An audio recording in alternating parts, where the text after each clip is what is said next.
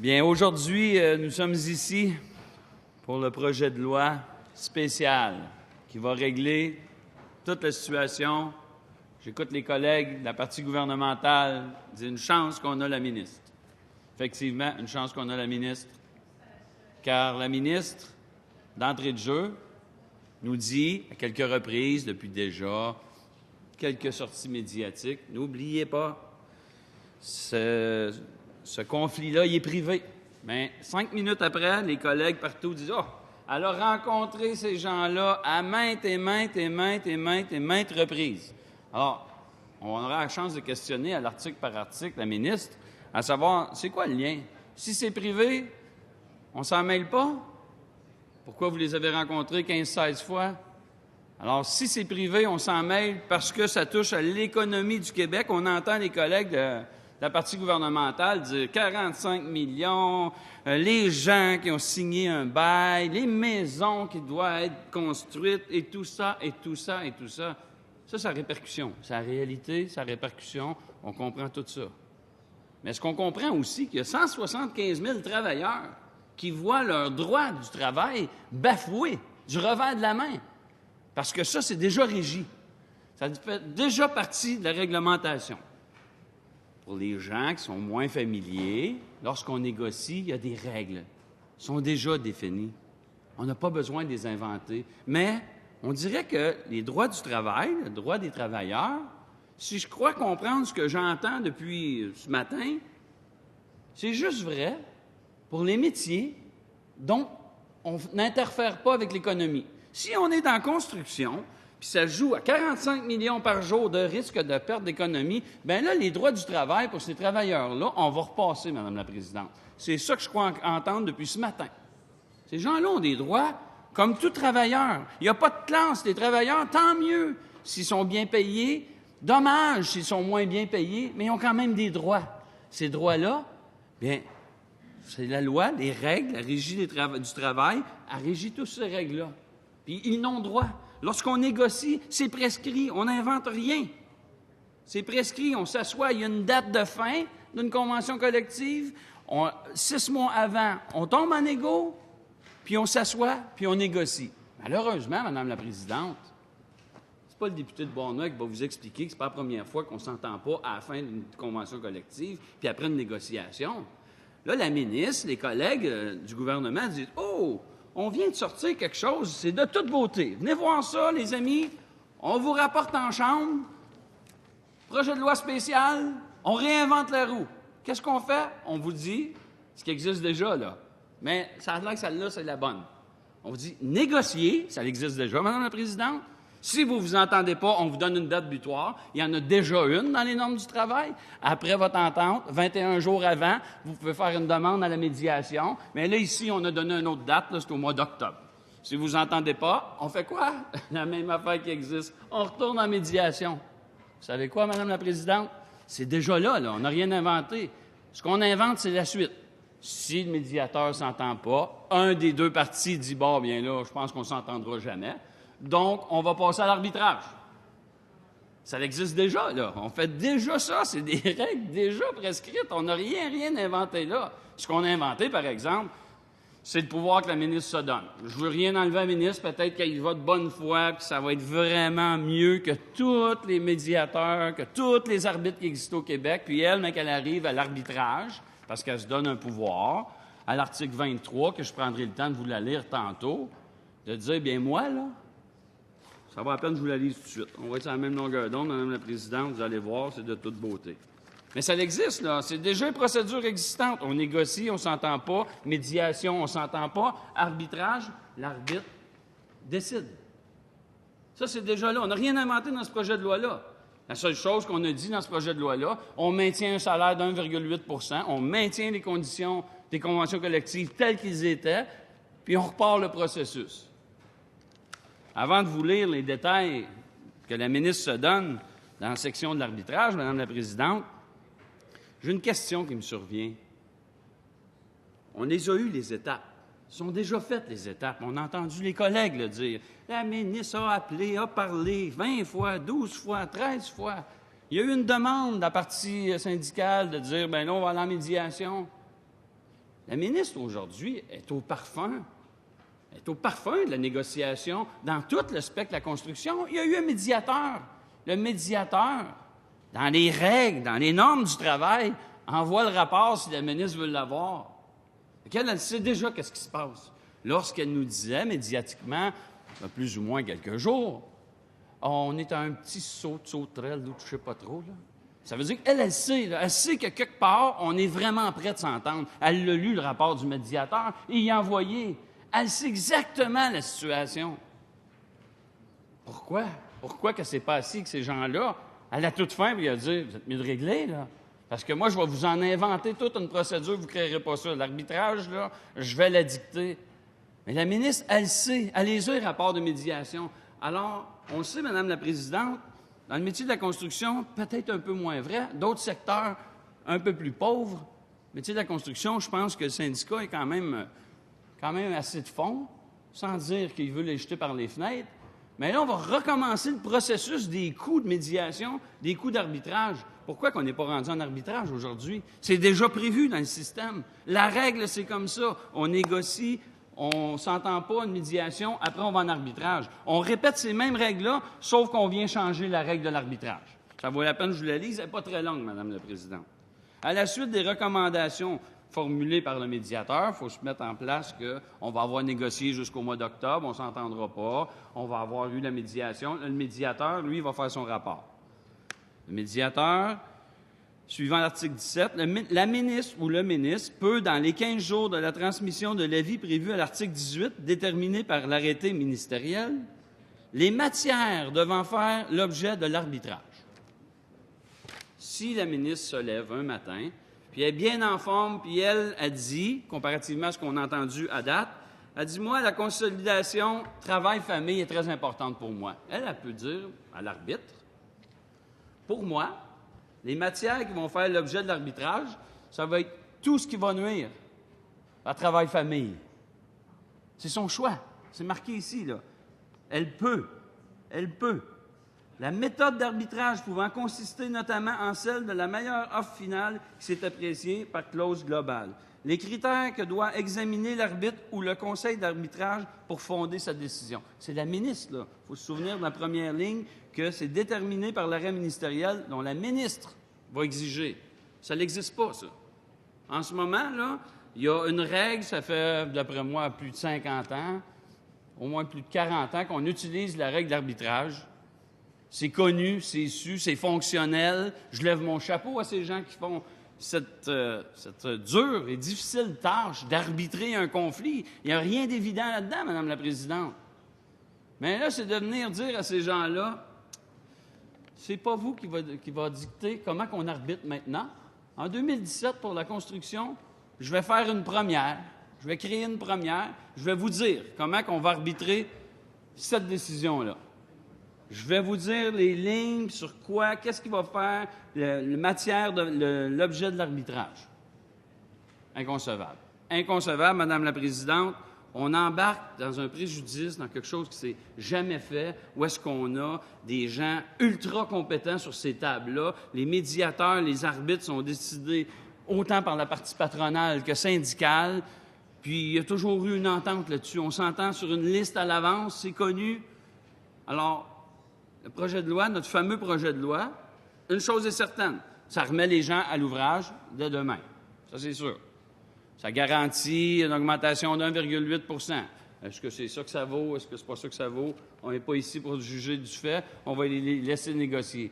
Mais pour tout le reste, on n'a absolument rien inventé. C'est ça la règle. On négocie, médiation, après c'est de l'arbitrage. La seule affaire qu'on rajoute, c'est que c'est la ministre qui va décider. Alors, j'ose espérer, j'ose rêver que la ministre actuelle est la personne la plus droite au monde qui va dire, bien là, si les arbitres n'ont pas réussi, les médiateurs avant moi, je vais demander vraiment là, les bonnes matières qui vont faire l'objet de l'arbitrage, puis ça va être très équilibré, mais qu'on rentre. Malheureusement, Madame la Présidente, je lui souhaite bonne chance. À chaque fois qu'il y a un arbitrage, il y a toujours un côté qui se trouve plus perdant que l'autre côté. Mais je veux pousser l'idée plus loin que ça. Lorsqu'on parle de 45 millions par jour d'économie, c'est triste. Oui, ça l'affecte des gens. Bien entendu, ça l'affecte des gens. Mais lorsqu'on parle de conditions de travail, de qualité de vie, il y a un des députés qui nous sortait tantôt, telle madame pour son projet, et là, on pourrait vous sortir, Madame la Présidente, 130 exemples de personnes, de couples qui travaillent sur la construction, qui ont des enfants, des fois normaux, des fois qui ont des problèmes, puis qui doivent se lever à 4 heures puis à 3 heures du matin pour aller les mener puis les porter pour que l'agenda marche jusqu'au vendredi. Puis là, on voit, là, puis je n'étais pas à table de négo, comme vous d'ailleurs, Madame la Présidente, mais on dit refus de travailler le samedi. Vous imaginez, il y a des familles là, qui en ont plein leurs bottines, Madame la Présidente. Puis on leur dit, bien, s'il pleut, si tu n'as pas rentré sa job le mardi, bien là, tu vas travailler le samedi. Puis à temps simple, puis c'est pareil comme nous ici, on fait de la législation quand il fait soleil. Puis s'il ne fait pas soleil, bien, on va revenir, puis on va revenir, puis on va revenir. Puis... Mais ces gens-là, déjà que c'est un travail qui est super dur, de dire, on va commencer à avoir un horaire qui est variable, selon, pas juste la météo, selon ce que pense le boss. Parce que si le boss a fait une erreur à commander le stock, bien, le stock est pareil, on travaillera samedi. Vous voyez, Madame la Présidente, sans juger des demandes à gauche et à droite, si on ne négocie pas à une table de négociation, ça va au-delà du salaire. Ça va aux conditions de travail. Ça apporte un équilibre au travail, une fierté d'aller travailler. Lorsqu'on négocie, le but premier, c'est de dire, oui, bien entendu, salaire, fonds de retraite, ça, c'est des grandes lignes qu'on est habitué. Mais si vous saviez, Madame la Présidente, toutes les petites lignes, les pécatilles qu'on règle en comité de négociation sur plein de choses qui coûtent souvent pas grand-chose, ça prend juste de la volonté, autant d'un côté comme de l'autre. Puis ça, lorsqu'on arrive à une procédure d'un projet de loi spécial, d'un arbitrage, d'une médiation, c'est dommage. On ne touche pas à ces petites pécatilles-là qui, le lendemain d'une grève, pour l'avoir vécu, les conditions de travail, puis le goût de travailler, on dirait qu'il diminue un petit peu. Malheureusement. Qui est-ce qui en sort gagnant? Personne. La personne elle-même n'est pas fière de rentrer au boulot.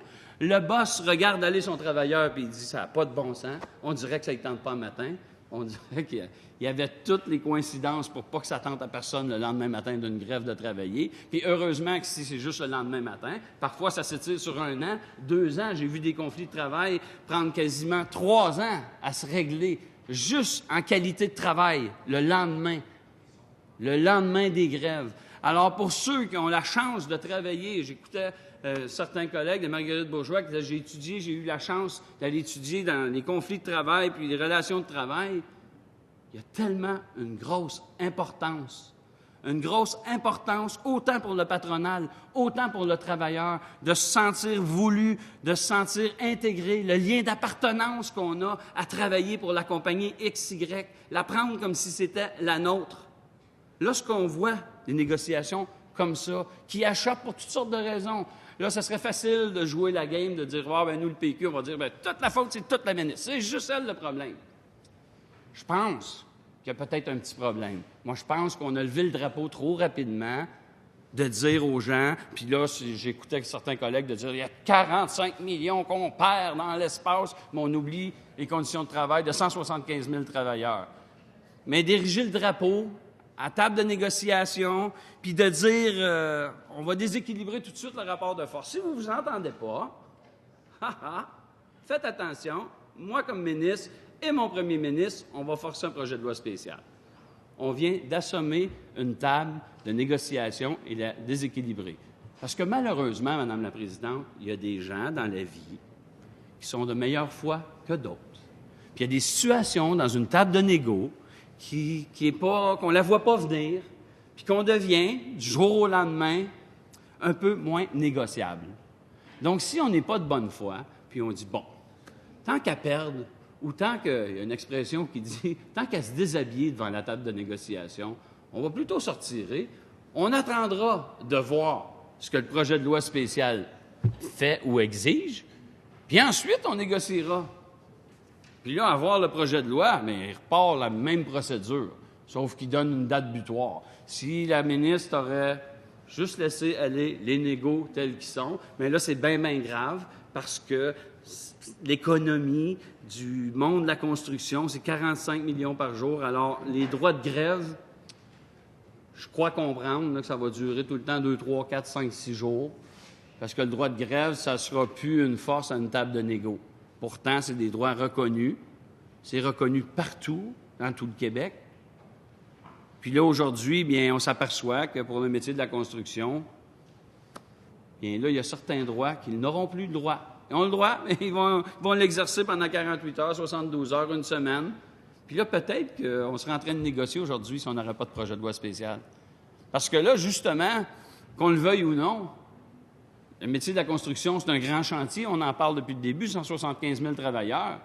Mais il y a quand même des grandes entreprises et des grosses entreprises là-dedans, dont une que nous faisons partie, le gouvernement, qui est un des plus gros donneurs d'ouvrage. On a nos propres intérêts là-dedans. On ne veut pas le dire. On ne veut pas s'interférer dans la négociation. Mais on veut que les chantiers roulent, hein, parce qu'en plus, on s'en va en élection l'année prochaine. Fait que faut que les projets, là, faut que ça avance. On n'a pas le choix parce qu'on va avoir de l'air un peu fou. Mais Madame la Présidente, moi, ça n'enlèvera jamais. Jamais les valeurs qui sont là, qui sont écrites, qui ont été négociées dans le passé, à dire on a des droits comme travailleurs au Québec. Puis c'est pas parce que je travaille à vendre des souliers ou que je cogne des clous ou que je travaille sur un gros camion que ces droits-là ne s'appliquent pas à moi. Donc ici, je trouve ça très triste. Et d'arriver ce matin à l'Assemblée nationale dire on a la solution, on fait juste faire un copier-coller de ce qui existe. On change les dates, bien entendu. La convention collective est déjà échue, fait qu'on invente une autre. On dit, tiens, octobre. Octobre, ça va être une belle date, ça. On va mettre octobre, là, ça finit la deuxième négo, parce que vous avez une deuxième négo. Après ça, c'est médiation. Puis après, ça va être arbitrage, avec toutes les clauses que la ministre se donne à dire, bien, moi, je vais décider qu'est-ce qu'on va faire. Malheureusement, les 175 000 travailleurs de la construction, eux, voient leurs conditions de travail, même s'ils ne sont pas monétaires, même si c'était, comme je vous dis tantôt, des pécatires pour certains gens, mais juste de dire on va avoir une qualité de travail, une qualité de vie à notre endroit de travail, notre environnement de travail, mais là, on ne pourra pas le négocier. C'est sûr et certain, on ne pourra pas le négocier. Parce que la ministre, elle le sait déjà, là. Je le répète, Madame la Présidente, la ministre, elle sait déjà, elle a eu le rapport des médiateurs, puis elle sait si on est loin de même ou loin de même, là. C'est sûr et certain. Elle les a vus, tous les rapports. Alors, quand elle prétend de dire qu'il y en a qui étaient tout près d'une signature, bien pourquoi c'est pas signé aujourd'hui? Pourquoi qu'on n'a pas mis la pression? Puis là, j'entends certains collègues dire « Ben, c'est pas bien mieux. Le Parti québécois a fait la même affaire à la dernière convention collective. » Bien oui. Mais il y avait peut-être plus que la moitié qui s'était déjà entendu. Alors, si vous voyez, 2 tiers s'entendent, puis il reste 1 tiers. Puis des fois, ça fait partie de la négo. On s'entend pas. Qu'est-ce que vous voulez qu'on fasse? On s'entend pas. Donc, les procédures sont déjà là. La ministre les a réinventées. Si on s'entend pas pendant la négo, on s'en va en médiation, on s'en va en arbitrage, et on vit avec les différends. Tout le monde le sait, les deux côtés de la table le savent, là. S'il faut se rendre à l'arbitrage, tout le monde prend un peu un guess, comme qu'on pourrait dire en anglais, mais c'est connu, c'est su, il n'y a pas de surprise. Là, ce matin, il y a une surprise. Une surprise, on dit, bien là, ce qu'on va faire, c'est qu'on va dire, nous, on va dicter à l'arbitre, ça va être sur quoi que vous allez vous baser pour prendre votre décision. Donc, si la ministre, pour X, Y raison, travail-famille, elle ne veut pas en parler, je vois aussi dans les demandes qu'on a demandé de parler des refus des briseurs de grève. Madame la Présidente, j'ai déposé en cette Chambre, il y a quelques années, pour remettre à jour la loi anti-briseurs de grève. Puis on ne l'a jamais rappelé en Chambre pour toutes sortes de bonnes et mauvaises raisons. C'est encore d'actualité aujourd'hui. Parce que les gens ne comprennent pas que dans la vie, si tu ne te batailles pas un petit peu pour augmenter tes conditions de travail, bien, c'est pas une loto, c'est pas l'Auto-Québec. Tu choisis pas 6 bons numéros, puis si tu es chanceux, tu vas avoir une retraite dorée. Non, faut que tu négocies, faut que tu te battes, faut que tu laisses aller parfois du salaire pour dire on va en mettre plus sur le régime de retraite, puis toutes sortes de négociations qui se font de même. Ça s'appelle de la négociation. Donc, le comité de négociation, lui, il a le mandat de ses membres de dire c'est ça leur priorité, puis c'est ça qu'on travaille. Fait que s'il y a une année qui décide que l'augmentation du salaire sera moindre, mais qu'on va augmenter le fonds de retraite, bien, c'est leur choix. Puis tout ça fait partie de l'enveloppe monétaire. Ça ne change rien en bout de piste. Si on décide qu'on donne tant de millions de dollars en négociation, cassez-vous pas la tête, Madame la Présidente. Il y a des actuaires spécialisés des deux bords de la table. Ça ne dépassera pas d'un sou. Comment est-ce qu'on se le partage? Pas grave. D'abord, c'est ça que j'ai à vous donner. Puis là, on négocie. Puis on tente de tirer d'un bord ou de l'autre. Alors ici, dans notre processus qu'on voit là, la ministre a déjà le portrait parfait avec les rapports du médiateur, de dire que je recommence tout le processus qu'on vient de faire, qu'on ne s'est pas entendu. On était rendu à l'arbitrage. On était rendu à l'étape d'arbitrage. Mais là, de dire qu'on va prendre le risque, sans rien enlever à la ministre personnellement, on va prendre le risque que la ministre décide. Ça va être sur quoi qu'on va se baser. J'ai un petit peu de misère, Madame la Présidente. Je vous le dis, on crée un précédent. Les juristes, je suis certain qu'on va les entendre à partir de demain nous dire « Vous créez un précédent qui est dangereux, mais on le voit, là. On le voit depuis plusieurs projets de loi. On a défait beaucoup de formalités et de normalités. Lorsqu'on a parlé des régimes de retraite, où est-ce que le régime de retraite, la même affaire. On a eu le projet de loi 3, projet de loi 15. On s'entend à une table de négo. On dit, OK, toi, travailleur, ça va coûter 3 $ par paye, puis le patronal va mettre 3 $ par paye ou 4 $. On fait ça, on s'entend là-dessus. On arrive à un moment donné avec un beau projet de loi qu'on dit, bon, ce qu'on vous avait dit, cher travailleur, que ça va vous coûter 3 $, vous l'avez mis. Nous, on l'a mis, mais ouais, pas toujours sûr. Mais on n'a pas assez mis. On a un fonds négatif dans notre fonds de retraite. Donc, on se rassoit et on dit on partage la part en deux puis vous repayez. C'est des ententes comme ça qu'on a faites de bonne foi, signées avec des gens compétents, connaissants, puis d'arriver avec des projets de loi qu'on revire ça du revers de la main, ou de penser qu'on réinvente la roue en disant que, bon, à partir de demain, on recommence le processus déjà prévu dans les règles du travail, qui sont de dire, on négocie, si on ne s'entend pas, on va en médiation, puis si on ne s'entend pas, on s'en va à l'arbitrage. Avec l'exception grave que la ministre, elle décide qu'elle va dicter sur quel point on va faire l'arbitrage. Ça, je pense que ça ne passera pas là-bas. De toute façon, on a toute la nuit pour en discuter. Avec la ministre, on va apporter des amendements. Moi, je pense qu'il ne faut pas aller là-dedans. On a des gens compétents, des professionnels compétents comme médiateurs, comme arbitres au Québec. Il faut faire confiance à ces gens-là. Ce n'est pas leur premier et ni leur dernier conflit qu'ils vont régler. Mais de là à dire que la ministre peut s'immiscer sur quoi juger la pertinence de la prochaine convention collective, bien, moi, je crois que c'est de pousser le bouchon, comme qu'on pourrait dire, au maximum. Alors, Monsieur le Président, bien entendu, notre formation, on n'est pas d'accord du tout avec ce principe de projet de loi-là. De dire que c'est juste à cause que l'économie roule à 45 millions qu'on ne s'entend pas. J'aurais aimé mieux entendre la ministre dire, regardez, là, j'ai les rapports là, de toutes les médiations qu'il y a eu dans tous les secteurs, là, puis on est vraiment à l'opposé. Là. Non, la ministre, elle sort un projet de loi, puis elle dit, on recommence. On s'essuie, puis on recommence. Puis là, ça va être sérieux, ce coup-là. Là. On négocie tout ce qui est prévu encore. Je ne le répéterai pas, Monsieur le Président, ça fait 5 fois que je le répète, pour être certain que les gens comprennent bien qu'allez pas vous imaginer que vous avez inventé la roue. La seule place que vous avez inventé la roue, c'est la section arbitrage, où est-ce que, d'après moi, la ministre, elle outrepasse ses devoirs. D'aller dicter à un arbitre sur quoi il va se baser, alors qu'il a fait ça toute sa vie. Je pense qu'on ne sera pas tout à fait légal là-dessus. Alors, Monsieur le Président, il me fera plaisir de vérifier article par article avec mes collègues et le député de Saint-Jérôme pour s'assurer d'apporter des amendements aux 10 projets de loi, puis en espérant qu'un jour, les gens comprendront autour de ces tables que de la négociation, c'est plus qu'un terme. C'est plus que de dire il faut avoir une entente négociée. Parce que dans une négociation, on s'occupe de tous les aspects, pas juste le monétaire. Il y a le normatif, les clauses normatives qui donnent une fierté d'être à l'ouvrage. C'est pas avec un arbitre qu'on règle ces points-là. Je pense qu'il va falloir faire comprendre aux gens que de s'asseoir avec une bonne foi et professionnalisme, on va en sortir avec des résultats beaucoup plus gagnants qu'un projet de loi spécial. Merci, M. le Président.